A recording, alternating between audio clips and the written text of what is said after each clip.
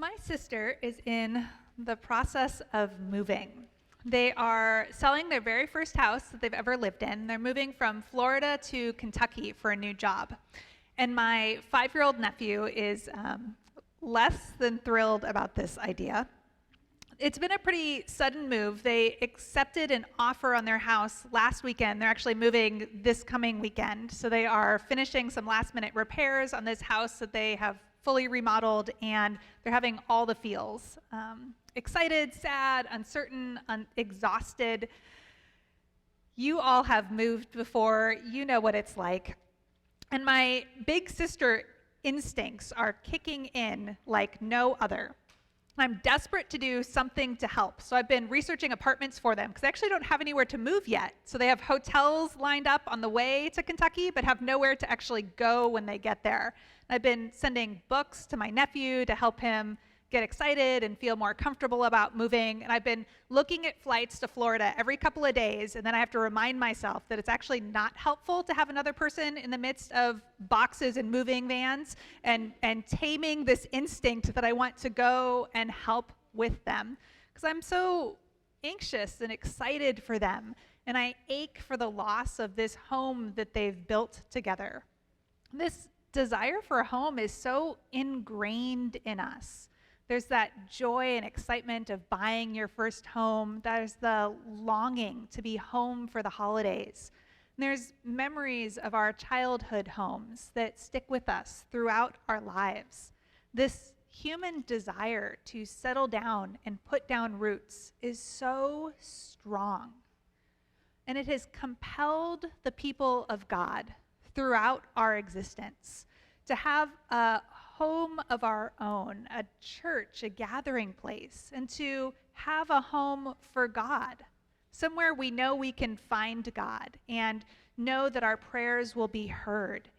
And while it's lovely to want to settle down and to have grounding in your life, to have that spiritual comfort that a church home provides, God has always resisted being domesticated and prefers instead to roam free and to reveal himself in unexpected places.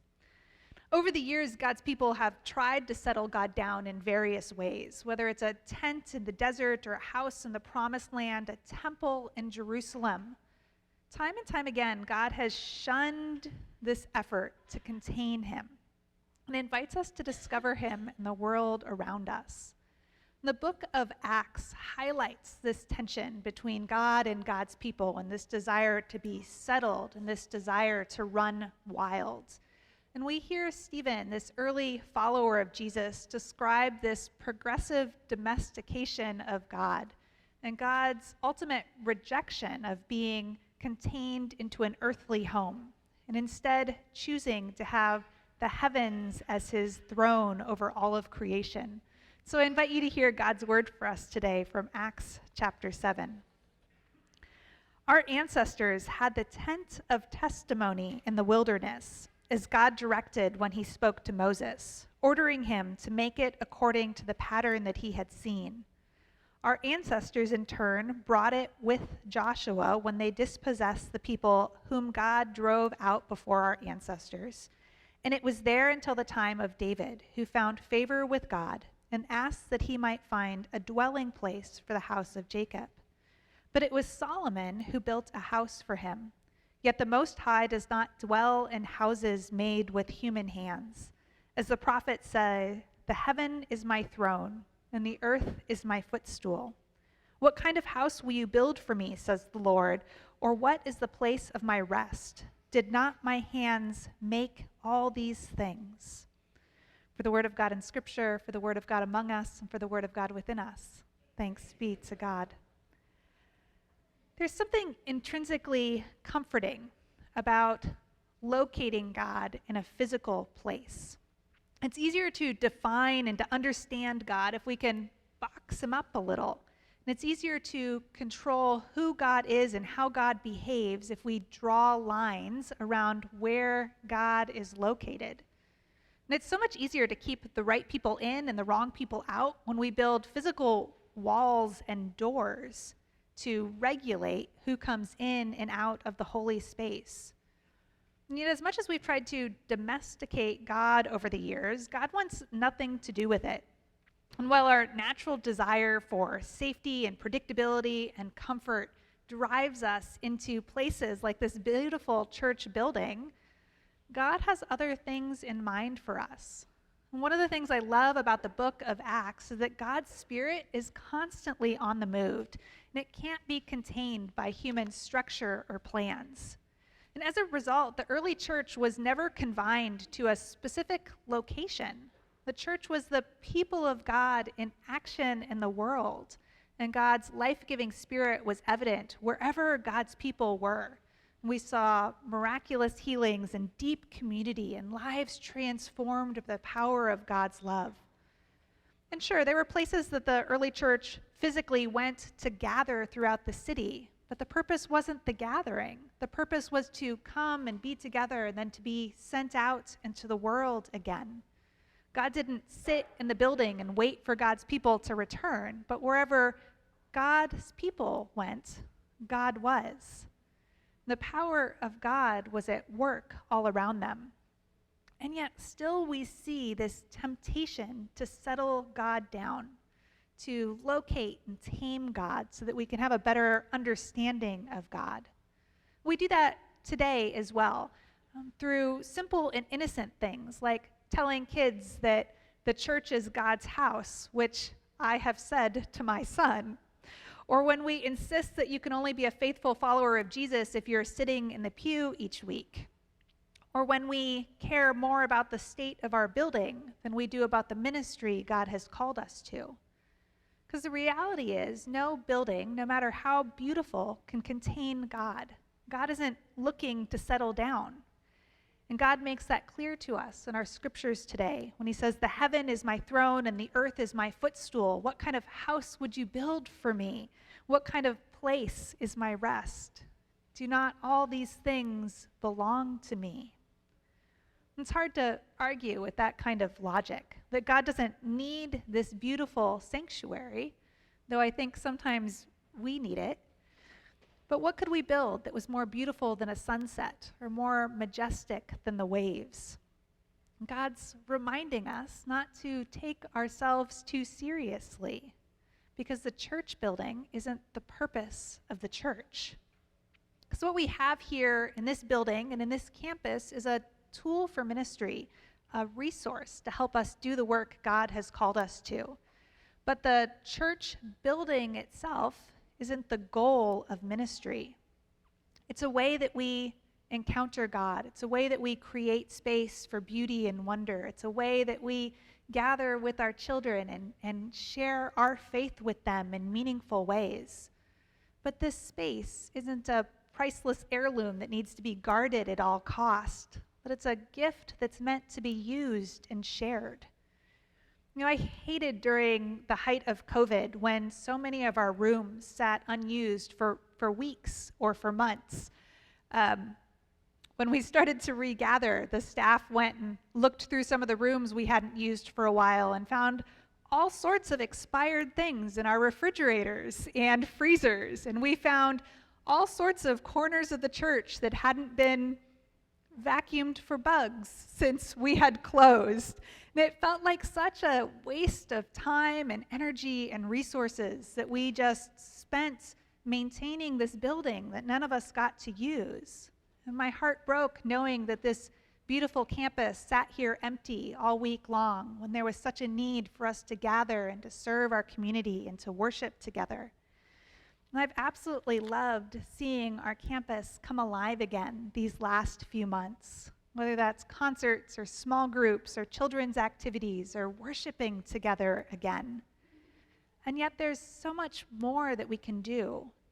And for the vast majority of our classrooms and campus, they sit empty at least 6 days a week, just waiting for God's Spirit to take hold and lead us into something new.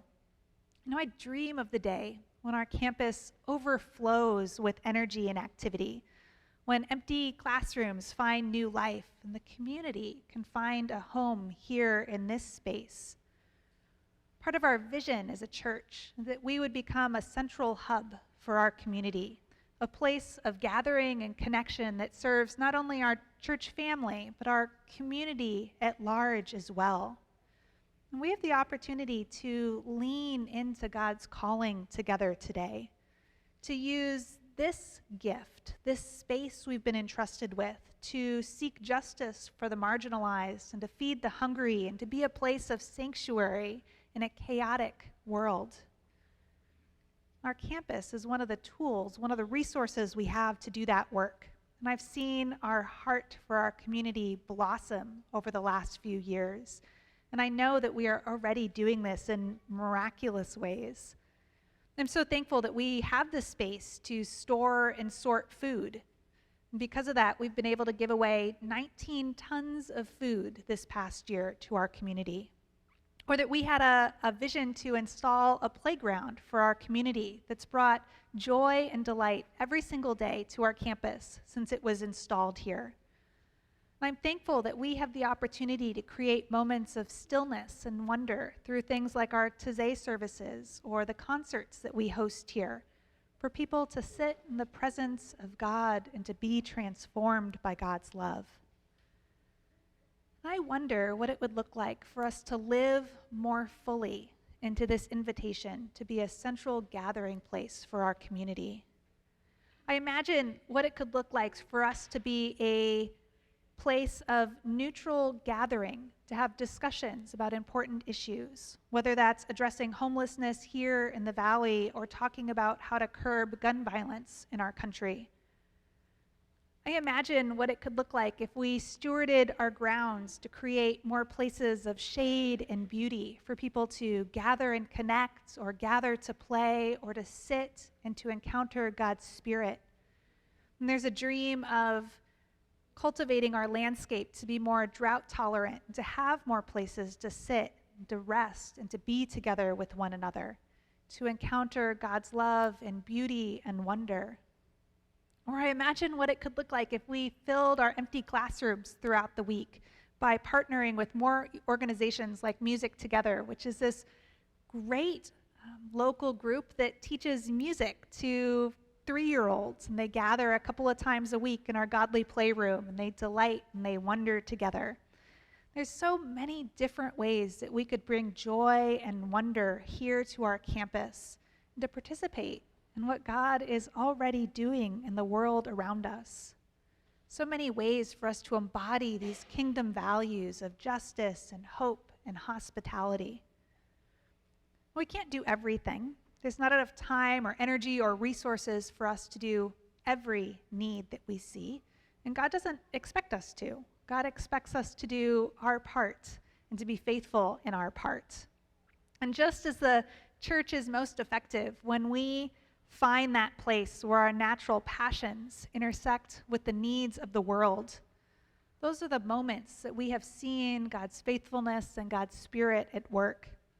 And it's why children's ministry has been such a beautiful legacy of our congregation throughout our 50-year history, because we love children here, because we've been blessed with teachers and parents and volunteers who are gifted at caring for kids, because there is a deep need in our community to do things like support literacy in our schools and to care for immigrant children and to provide a safe place for toddlers and parents to gather and to play. All these ministries have been successful because the right people came together at the right time and met the right need in our community. Because of that, we have seen an incredible impact, not only on our children, but the children of our community as well. We have an opportunity today to listen to our heartbeat and to discover where it intersects with the needs of our community and to jump in, because these are the places we will have the greatest impact and where God's Spirit is calling us into.